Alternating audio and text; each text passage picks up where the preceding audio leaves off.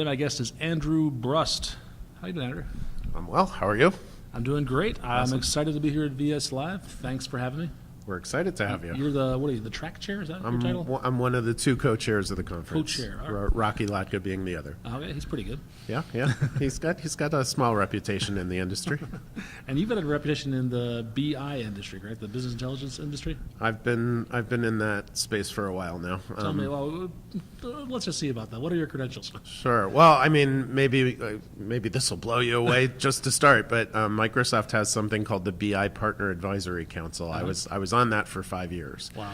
So that's like a meeting of the minds between the product teams and partner companies. Okay. And at that time, I was CTO at a gold partner that did Microsoft BI implementation. Mm-hmm. So that was my thing. But I've been working with Microsoft BI since SQL Server 7 came out with OLAP services. Okay. Which was the beginning of Microsoft SQL Server BI. 7 I thought was the first good SQL Server, in my opinion. Well, I started with 4.2, which I thought was pretty cool at the time. But yeah, 7 was the more solid build when the Sybase code went away. I think I started with 6.5.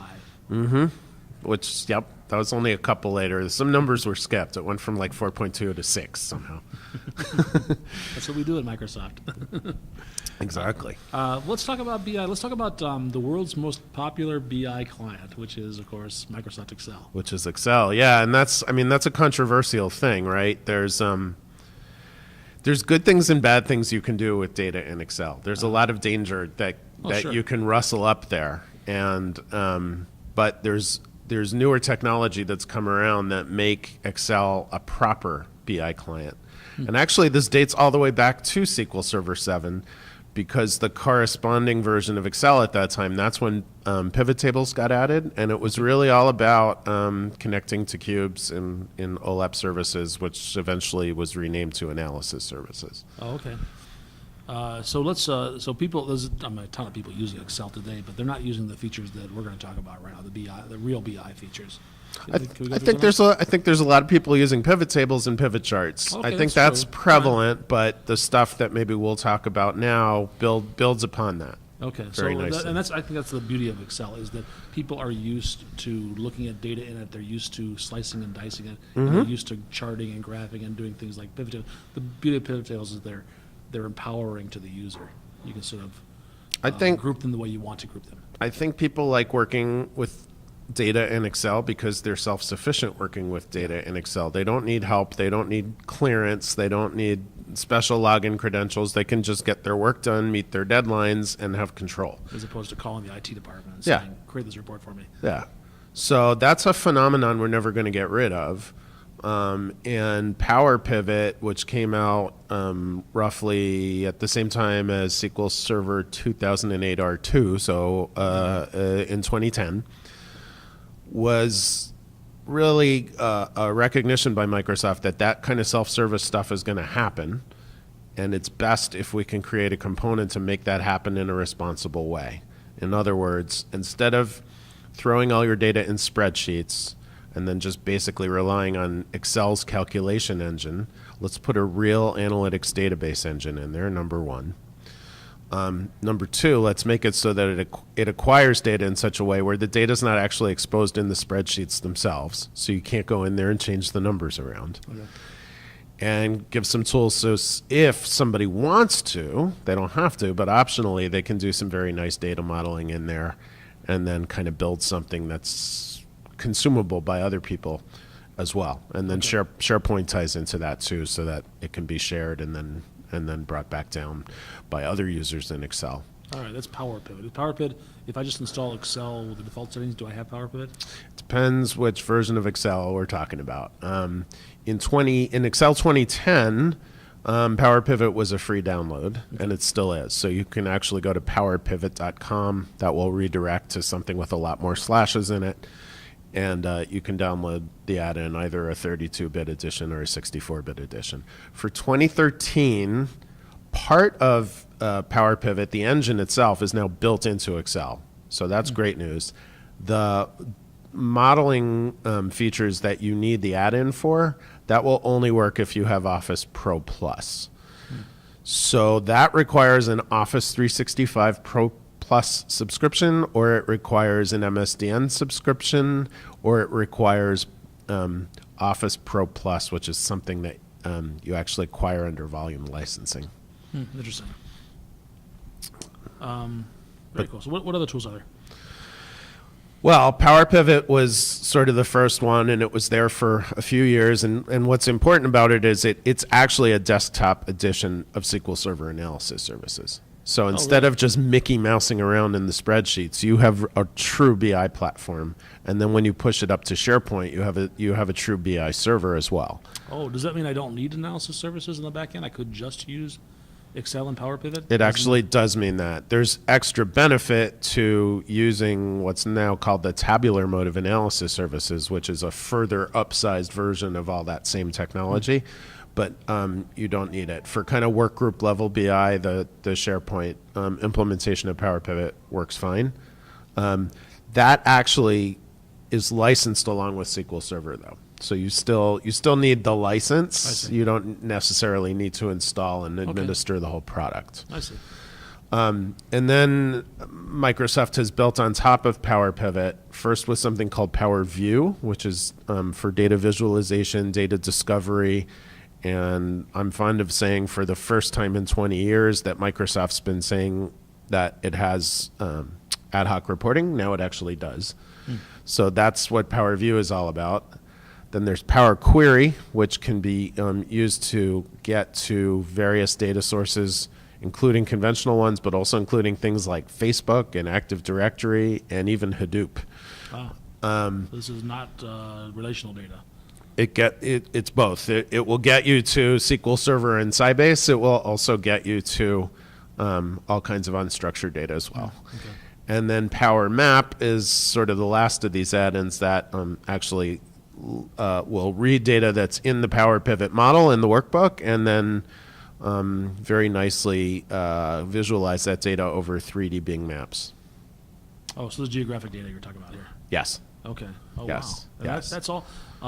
So if I have these licenses, if I have what is Office Plus. Pro and Plus. Office Pro Plus. All right, I've got Yes. to learn these. I'm a blue badge now. Yeah. And if I have SQL Server, then I have all those tools.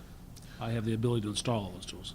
Yeah, actually, all you need is Office Pro Plus, and then if you want to start sharing it around, you'll want to have SharePoint Enterprise or an Office 365 subscription that includes SharePoint Online. What is the SharePoint integration just a way of publishing it, kind of a quick one published to share it, or is there more than that? It's a little more than that. So first of all, yeah, it's a way of sharing it. So once you've designed everything, if you think it'll be useful to other people, rather than emailing it as an attachment to 6 people, you put it up on a server and then... 12 gigabyte attachment. Yeah, exactly. And then people can get to it. First of all, it's a central location, but second of all the stuff will actually render in the browser. You don't actually need Excel to get to it. And you can link that back to your data, so it'll be live. So if they want to look at it 3 days later, Yes. it'll show current. Yes, information. and in addition to that, when you push the workbook up on SharePoint, you can also schedule data refreshes so that the data doesn't get stale, I see. which back on the desktop, you need to do that refresh manually. Oh, okay. So by default, it isn't refreshing it until you tell it to refresh, but you can automate that. You can automate that when you push it to SharePoint. The other benefit of pushing it to SharePoint is that any BI client tool that can talk to analysis services can talk to that model that you put in your workbook, in your Excel workbook. SharePoint enables it to look like an analysis services server. So all kinds of BI tools throughout the industry, Microsoft tools certainly, including reporting services and even Excel, ironically. You can use Excel to talk to something you built in Excel. Right. But even things like Tableau and other non-Microsoft tools will talk to it nicely. So that's some good stuff. And PowerView will also render in SharePoint and in the browser. And PowerView is the visualization tool, is that right? That's right. Okay. Yeah, and visual data You- discovery. when you say visual data, I think of graphs and charts and maps and things like that. That's a fair way to think about it. Except those graphs are very very dynamic, and you can actually, let's suppose you have a bar chart and a line chart on the same page. You can click on one of those bars, and it will instantly act as a filter for the line chart right below it. Okay. It's rendered in Silverlight, so you'll see animations, and we'll probably talk about the next step on this, which is something called Power BI. If you have Power BI, there's even a HTML5 version of the Power View viewer that's being worked on. So the Silverlight dependency goes away, and then suddenly you can actually see all this stuff on an iPad, and even in a Windows 8 Store application. Sure, that seems like the direction that things are going, is away from Silverlight and towards HTML5. Sure. So Power BI is part of what? Is that part of Excel? There's a lot of products with the word power in them, so Yes. it gets confusing. So just to recap, Excel add-ins include PowerPivot, PowerView, Power Query, and PowerMap. Mm-hmm. If you put all those together with the SharePoint tie-ins, right, and you implement that in SharePoint Online on Office 365, and you add a few little extras, that's what Power BI is. It's a special Office 365 add-on subscription. Oh, I see. It's a bundling of a bunch of other things. Yes. I mean, actually, a lot of this stuff will just work with straight SharePoint Online, but if you bring Power BI into it, you have access to the Windows 8 Store app, you have access to the HTML5 viewer for Power View, and you also get access to this very, very powerful thing that very few people know about called Q&A, which lets you query your data model in plain English. Okay. And it answers you, in effect, with Power View visualizations. Oh, nice. So this is for writing queries. Instead of using SQL, you can just use real words. Show me everybody from California. Right, and you can even use real words to say how you want to see it. So what type of visualization? All right. Give me a bar chart of everybody by year who lives in California and spent more than $200,000. You can do it that way. You can be a little more conversational than that too. Really? Yeah. Wow. Yeah. Now your day job is are you in the consulting world, or are you in the industry behind the firewall, or what's I've done lots of things, as you can imagine, but most recently I've taken the post of research director for big data and analytics at GigaOM Research. Okay. So are you using these tools at GigaOM right now? At GigaOM, we're analysts, so we're advising companies that may be buying these tools. We're also, in fact, advising a lot of the vendors that are in the space. Some of the tools you mentioned, are you finding that your customers find some of them more important, more valuable to them than others, or are they all the same? Absolutely. I mean, our conversation here, we're kind of talking mostly about Microsoft tools. Yeah. In my work at GigaOM, I'm looking across the entire industry. Yeah. Okay. So there's all kinds of considerations, including what sort of platforms a customer may already have substantial investments in. There's all kinds of startup companies that have entered the space. It's a very exciting landscape. It's also rather complex and a little overwhelming sometimes, which is why there's there's a call for analyst firms to help clear it up. Job security right there. Yeah. For now, anyway. Yes. Is there anything we haven't talked about that we should have? Well, we could talk about big data and HD Insight and Hadoop if you'd like. Let's make that a different show. All right, fair enough. I'll come back for that. Invite me back to VS Live, and I'll invite you back on my show. It'll tie in very nicely to this. That's a deal. Thank you so much. Thank you.